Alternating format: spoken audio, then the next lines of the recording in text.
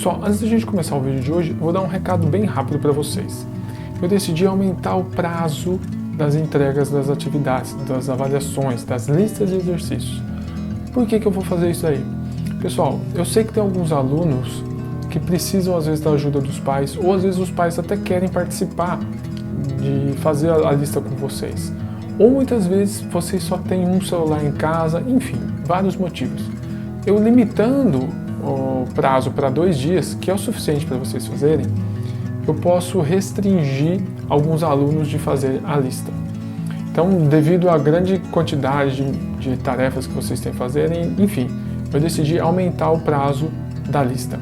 Como que eu vou fazer então? Eu vou enviar a lista toda segunda-feira, do mesmo jeito que eu tenho feito, e eu vou encerrar o prazo, pessoal, no domingo, às 23h59. Então vocês terão 6 dias para fazer a lista, beleza? Nesses 6 dias, vocês podem fazer a lista. Veja bem, pessoal, não quero fazer com que vocês deixem para fazer a tarefa depois. Não é isso. Esses 6 dias que eu vou dar de prazo para vocês é para, se porventura alguém que não tem como fazer a atividade, às vezes o pai trabalha, tá difícil, essa pessoa não seja prejudicada. Você que consegue fazer a lista na segunda, na terça ou na quarta-feira, continue fazendo isso. Por quê? Porque assim você não acumula trabalho para fazer, beleza? Então você que tem condições de fazer na segunda, na terça e na quarta, finge que eu não vou aumentar o prazo, beleza? A não ser por uma grande exceção, às vezes a plataforma deu algum problema, ou às vezes seu celular quebrou, enfim. Aí tudo bem, mas deixe para fazer no sábado, na sexta, só quem não tem condições de fazer antes, tá? Então eu prefiro que vocês façam quanto antes, porque senão começa a acumular. Vocês têm várias tarefas, aí começa a acumular, você esquece e aí fica sem, beleza? Então eu vou aumentar o prazo para que vocês consigam fazer. Outro recado, pessoal, pouquíssimas pessoas estão assistindo os vídeos de correção. Aí tem pais que estão reclamando para a coordenação que os professores não estão dando devolutiva a respeito da lista de exercícios. Pessoal, o que eu vou falar por mim, não sei dos outros professores, mas eu sempre faço a correção na terça-feira.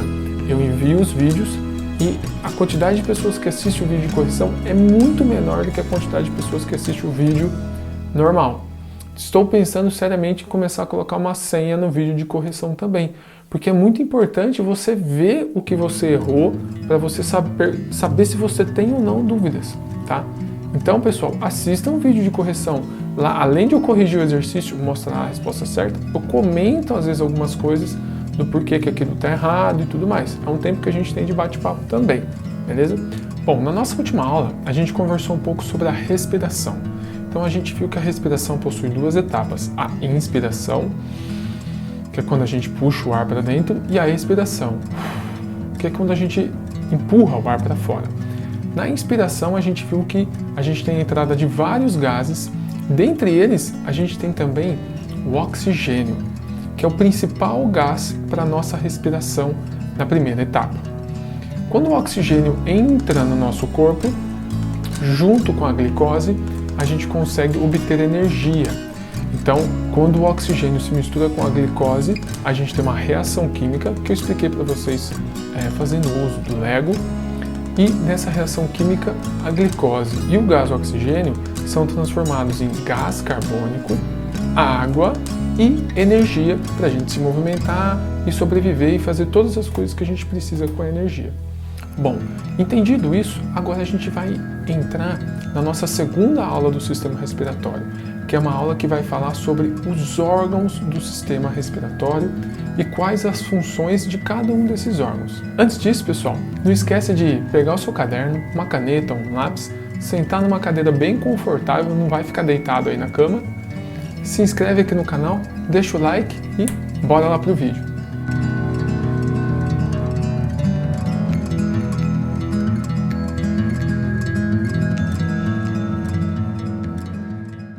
Bom, como a gente já conversou sobre a primeira etapa do sistema respiratório, que é a inspiração, a gente muito bem sabe que a inspiração ela pode ser feita pela boca ou pelo nariz, né? Então eu posso puxar o ar para dentro pela boca ou pelo nariz.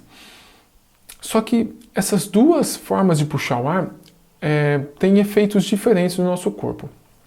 Ambas são válidas para a gente respirar, então você pode respirar tanto pela boca quanto pelo nariz. E às vezes quando a gente está com o nariz tampado, né, a gente acaba respirando pela boca. Só que quando você respira pelo nariz, a gente tem, pessoal, dentro do nariz, alguns pelinhos e um muco que protegem a nossa respiração. O que acontece? Esse muco ele consegue grudar alguma sujeira e alguns micro-organismos, assim como os pelos do nariz. E também, pessoal, o ar é aquecido ao passar pelo nariz antes de entrar no nosso corpo.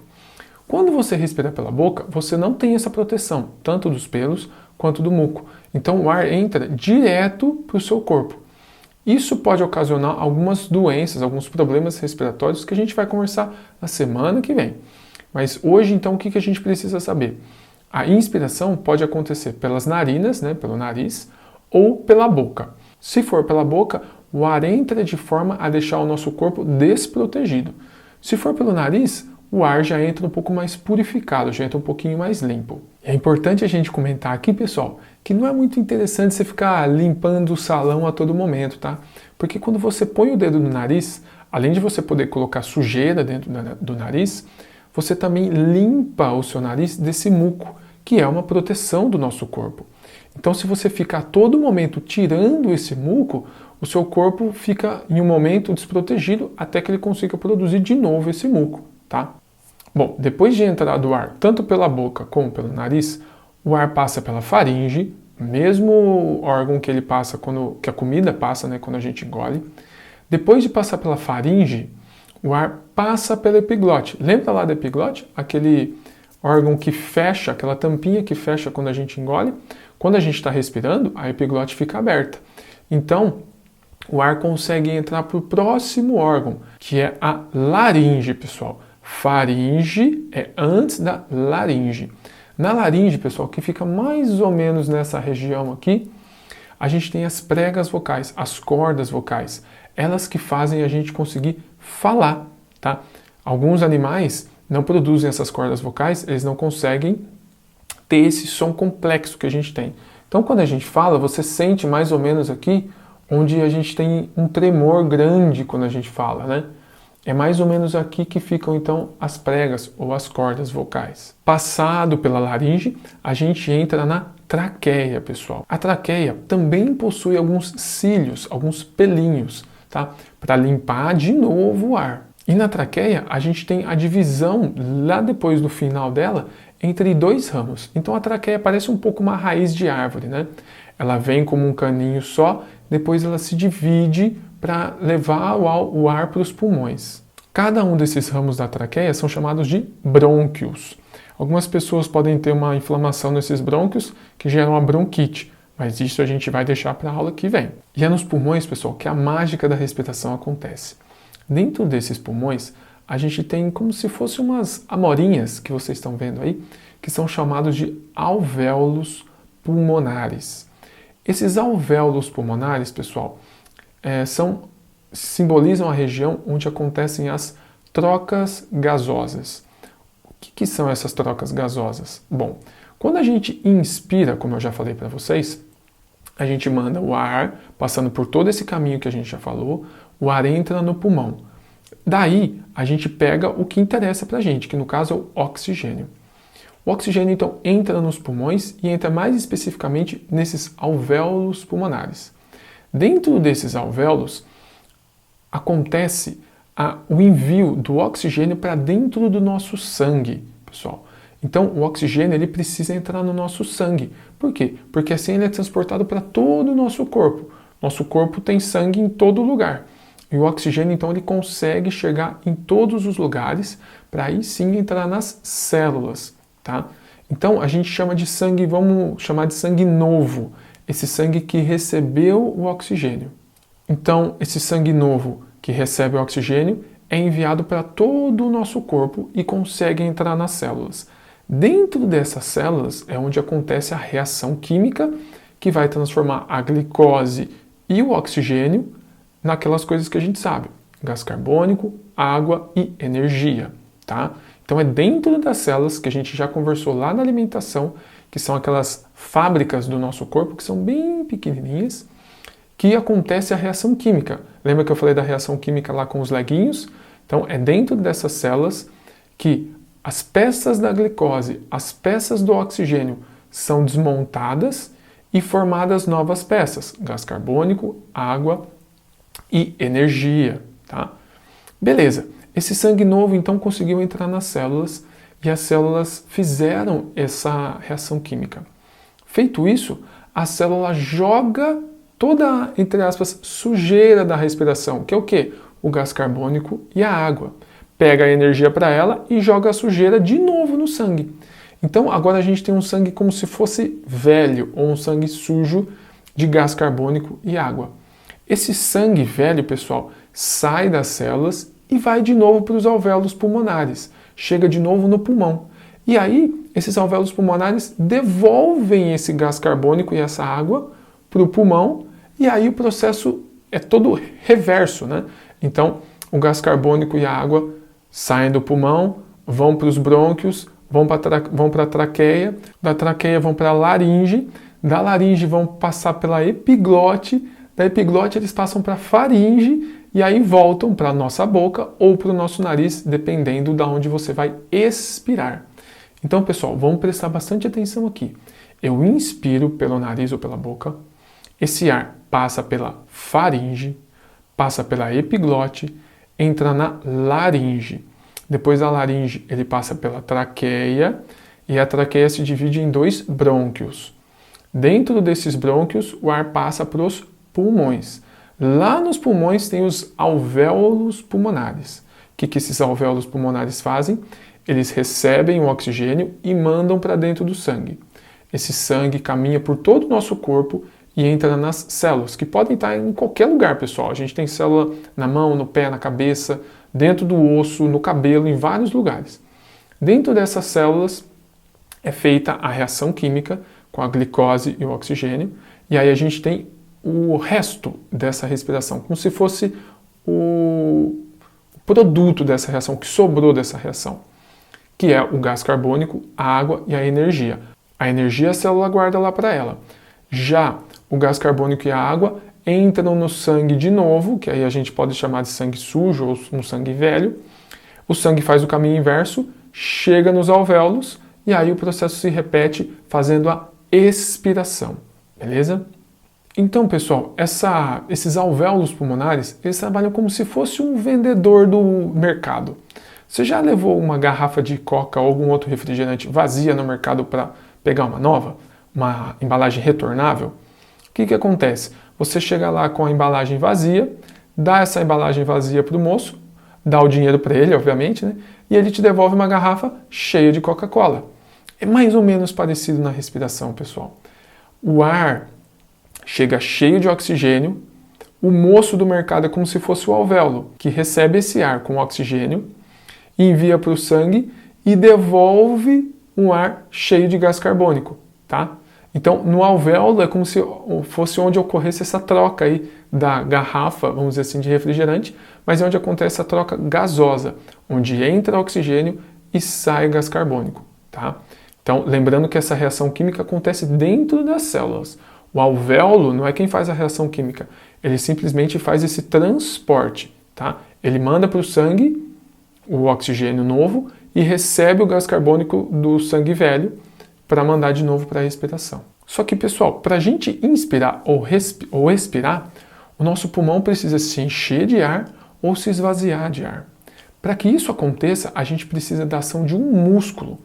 O músculo mais forte que faz isso é o diafragma, pessoal. Quem canta, quem faz aula de canto, aprende a controlar muito bem esse diafragma. E esse diafragma, quando ele está contraído, é quando você expele o ar. Então, para você mandar o ar para fora do seu corpo para fazer a expiração, seu diafragma tem que estar contraído. Quando você vai mandar o ar para dentro do seu corpo, o diafragma relaxa. E aí o pulmão pode ampliar o seu tamanho e receber todo esse ar. Esse diafragma, pessoal, é o músculo responsável pelo soluço. Então, quando o seu diafragma se movimenta de uma forma meio desgovernada, aí, é o que a gente tem de soluço. Dá uma olhada aí no menininho com bastante soluço numa hora não muito legal.